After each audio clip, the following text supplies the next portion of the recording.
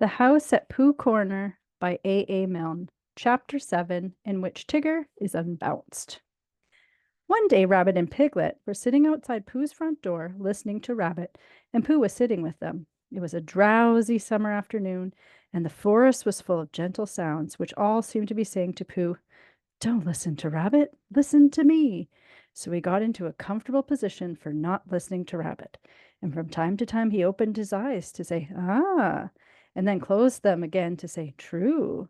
And from time to time Rabbit said, "You see what I mean, Piglet?" very earnestly, and Piglet nodded earnestly to show that he did. "In fact," said Rabbit, coming to the end of it at last, "Tigger's getting so bouncy nowadays that it's time we taught him a lesson. Don't you think so, Piglet?"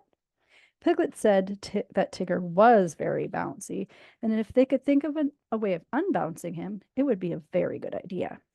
"Just what I feel," said Rabbit. "What do you say, Pooh?" Pooh opened his eyes with a jerk and said, "Extremely." "Extremely what?" "What you were saying," said Pooh. "Undoubtedly." Piglet gave Pooh a stiffening sort of nudge, and Pooh, who felt more and more that he was somewhere else, got up slowly and began to look for himself. "But how shall we do it?" asked Piglet. "What sort of lesson, Rabbit?" "That's the point," said Rabbit. The word lesson came back to Pooh as one he had heard before somewhere. "There's a thing called twice times," he said. "Christopher Robin tried to teach it to me once, but it didn't." "What didn't?" said Rabbit. "Didn't what?" said Piglet. Pooh shook his head. "I don't know," he said. "I just didn't. What are we talking about?" "Pooh," said Piglet reproachfully, "haven't you been listening to what Rabbit was saying?" "I listened, but I had a small piece of fluff in my ear." "Could you say it again, please, Rabbit?" Rabbit never minded saying things again, so he asked where he should begin from, and when Pooh said, "From the moment when the fluff got in his ear," and Rabbit had asked when that was, and Pooh had said he didn't know because he hadn't heard properly, Piglet settled it all by saying that what they were trying to do was they were just trying to think of a way to get the bounces out of Tigger, because however much you liked him, you couldn't deny it. He did bounce. "Oh, I see," said Pooh. "There's too much of him," said Rabbit. "That's what it comes to." Pooh tried to think, and all he could think of was something which didn't help at all, so he hummed it very quietly to himself. "If Rabbit was bigger and fatter and stronger, or bigger than Tigger, if Tigger was smaller, then Tigger's bad habit of bouncing at Rabbit would matter no longer if Rabbit was taller." "What was Pooh saying?" asked Rabbit. "Any good?" "No," said Pooh. Sadly, no good." "Well, I've got an idea," said Rabbit, "and here it is. We take Tigger for a long explore somewhere where he's never been, and we lose him there, and next morning we'll find him again, and mark my words, he'll be a different Tigger altogether." "Why?" said Pooh. "Because he'll be a humble Tigger. Because he'll be a sad Tigger, a melancholy Tigger, a small and sorry Tigger. And oh, Rabbit, I'm glad to see you, Tigger. That's why." "Will you be glad to see me and Piglet too?" "Of course." "That's good," said Pooh. "I should hate him to go on being sad," said Piglet doubtfully. "Tiggers never go on being sad," explained Rabbit. "They get over it with astonishing rapidity. I asked Owl, just to make sure, and he said that's what they always get over it with. But if we can make Tigger feel small and sad for just 5 minutes, we shall have done a good deed."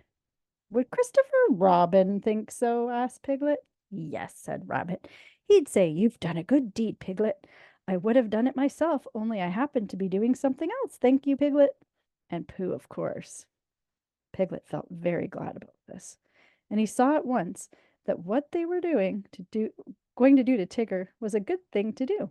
And as Pooh and Rabbit were doing it with him, it was a thing which even a very small animal could wake up in the morning and be comfortable about doing. So the only question was, where should they lose Tigger? "We'll take him to the North Pole," said Rabbit, because it was a very long explore finding it. So it will be very long explore for Tigger unfinding it again. It was now Pooh's turn to feel very glad because it was he who first found the North Pole. And when they got there, Tigger would see a notice which said, "Discovered by Pooh, Pooh found it." And then Tigger would know, which perhaps he didn't know, the sort of bear Pooh was. That sort of bear. So it was arranged that they should start next morning, and that Rabbit, who lived near Kanga and Roo and Tigger, should now go home and ask Tigger what he was doing tomorrow. Because if he wasn't doing anything, what about coming for an explore and getting Pooh and Piglet to come too? And if Tigger said yes, that would all be all right. And if he said no, "He won't," said Rabbit. "Leave it to me." And he went off busily. The next day was quite a different day. Instead of being hot and sunny, it was cold and misty. Pooh didn't mind for himself, but when he thought of all the honey the bees wouldn't be making, a cold and misty day always made him feel sorry for them. He said so to Piglet when Piglet came to fetch him, and Piglet said that he wasn't thinking of that so much, but of how cold and miserable it would be being lost all day and night on top of the forest. But when he and Pooh had got to Rabbit's house, Rabbit said it was just the day for them because Tigger always bounced on ahead of everybody, and as soon as he got out of sight, they would hurry away in the other direction, and he would never see them again. "Not never?" said Piglet. "Well, not until we find him again, Piglet. Tomorrow or whenever it is. Come on. He's waiting for us." When they got to Kanga's house, they found that Roo was waiting too, being a great friend of Tigger's, which made it awkward. But Rabbit whispered, "Leave this to me," behind his paw to Pooh, and went up to Kanga. "I don't think Roo had better come," he said. "Not today." "Why not?" said Roo, who was supposed to be listening. Who wasn't supposed to be listening. "Nasty cold day," said Rabbit, shaking his head. "And you were coughing this morning." "How do you know?" asked Roo indignantly. "Oh, Roo, you never told me," said Kanga reproachfully. "It was a biscuit cough," said Roo. "Not one you tell me. You tell about." "I think not today, dear. Another day." "Tomorrow?" said Roo hopefully. "We'll see," said Kanga. "You're always seeing and nothing ever happens." "Nobody could see on a day like this, Roo," said Rabbit. "I don't expect we shall get very far. And then this afternoon Tigger, there you are. Come on. Goodbye, Roo. This afternoon come on, Pooh. All ready?" "That's right. Come on." So they went. At first, Pooh and Rabbit and Piglet walked together, and Tigger ran around them in circles. And then, when the path got narrower, Rabbit, Piglet, and Pooh walked one after another, and Tigger ran around them in oblongs, and by, when the gorse got very prickly on each side of the path, Tigger ran up and down in front of them, and sometimes he bounced into Rabbit, and sometimes he didn't. And as they got higher, the mist got thicker, so that Tigger kept disappearing, and then, when he thought he wasn't there, he was there again, saying, "I say, come on." And before you could say anything, there he wasn't. Rabbit turned round and nudged Piglet. "The next time," he said, "tell Pooh." "The next time," said Piglet to Pooh. "The next what?" said Pooh to Piglet. Tigger appeared suddenly, bounced into Rabbit, and disappeared again. "Now," said Rabbit.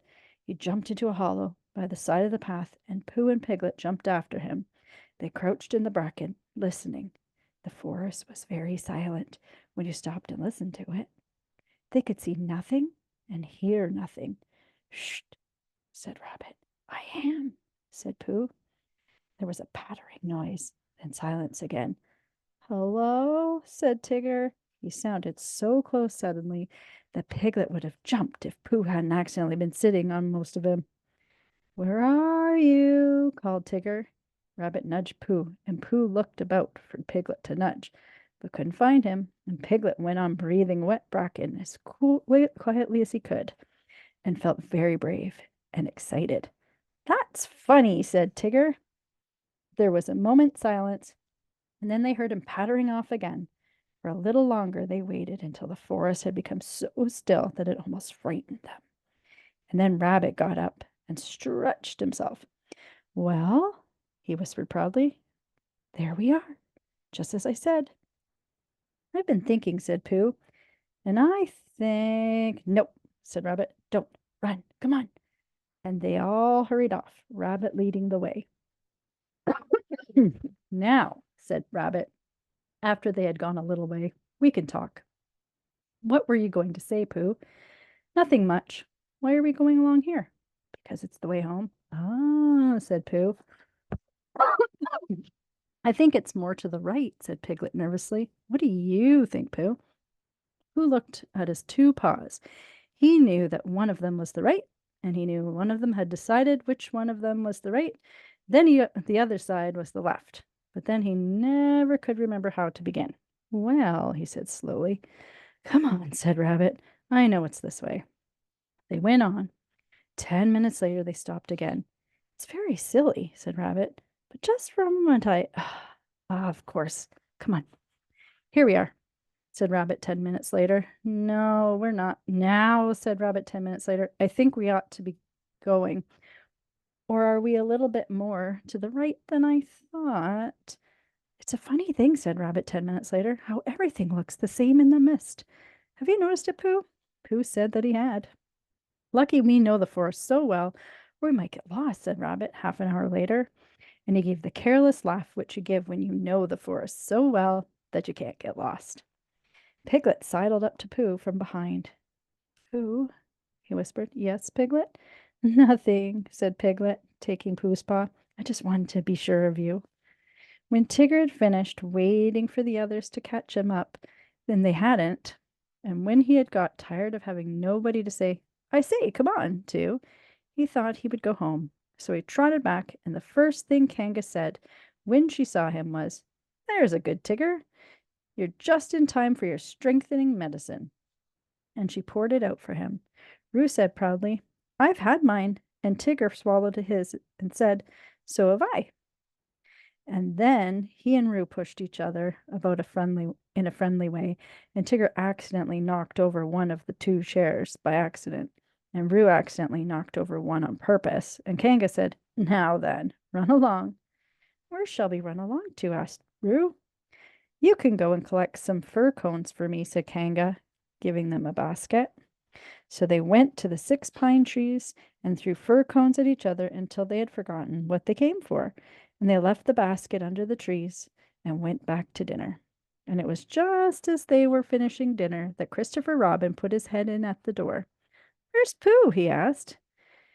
"Tigger, dear, where's Pooh?" said Kanga. Tigger explained that what had happened at the same time that Roo was explaining about his biscuit cough, and Kanga was telling them not both to talk at once. So it was some time before Christopher Robin guessed that Pooh and Piglet and Rabbit were all lost in the mist on the top of the forest. "It's a funny thing about Tiggers," whispered Tigger to Roo, "how Tiggers never get lost." "Why don't they, Tigger?" "They just don't," explained Tigger. "That's how it is." "Well," said Christopher Robin, "we shall have to go and find them, that's all. Come on, Tigger." "I shall have to go and find them," explained Tigger to Roo. "May I find them too?" asked Roo eagerly. "I think not today, dear," said Kanga. "Another day." "Well, if they're lost tomorrow, may I find them?" "We'll see," said Kanga. And Roo, who knew what that meant, went into a corner and practiced jumping out at himself, partly because he wanted to practice this, and partly because he didn't want Christopher Robin and Tigger to think that he minded when they went off without him. "The fact is," said Rabbit, "we've missed our way somehow." They were having a rest in a small sand pit on the top of the forest. Pooh was getting rather tired of that sand pit and suspected it of following them about, because whichever direction they started in, they always ended up at it. And each time, as it came through the mist at them, Rabbit said triumphantly, "Now I know where we are." And Pooh said sadly, "So do I." And Piglet said nothing. He had tried to think of something to say, but only thing he could think of was, "Help, help." And it seemed silly to say that when he had Pooh and Rabbit with him. "Well," said Rabbit, after a long silence in which nobody thanked him for the nice walk they were having, "we'd better get on, I suppose. Which way shall we try?" "How would it be," said Pooh slowly, "if, as soon as we're out of sight of this pit, we try and find it again?" "What's the good of that?" said Rabbit. "Well," said Pooh, "we keep looking for home and not finding it, so I thought if we looked for this pit, we'd be sure to find it, which would be a good thing because then we might find something we weren't looking for, which might just be what we were looking for, really." I don't see much sense in that, said Rabbit. No, said Pooh humbly, there isn't. But there was going to be when I began it. It's just that something happened to it on the way. If I walked away from this pit and then walked back to it, of course I should find it. Well, I thought perhaps you wouldn't, said Pooh. I just thought. Try, said Pig suddenly. We'll wait here for you. Rabbit gave a laugh to show how silly Piglet was, and walked into the mist. After he had gone 100 yards, he turned and walked back again, and after Pooh and Piglet had waited 20 minutes for him, Pooh got up. I just thought, said Pooh. Now then, Piglet, let's go home. But Pooh, cried Piglet all excited, do you know the way? No, but there are 12 pots of honey in my cupboard, and they've been calling to me for hours. I couldn't hear them properly before because Rabbit would talk, but if nobody says anything except those 12 pots, I think, Piglet, I shall know where they're coming from. Come on. They walked off together, and for a long time Piglet said nothing, so as not to interrupt the pots. And then suddenly he made a squeaky noise and an ooh noise because now he began to know where he was. But he still didn't dare to say so out loud, in case he wasn't.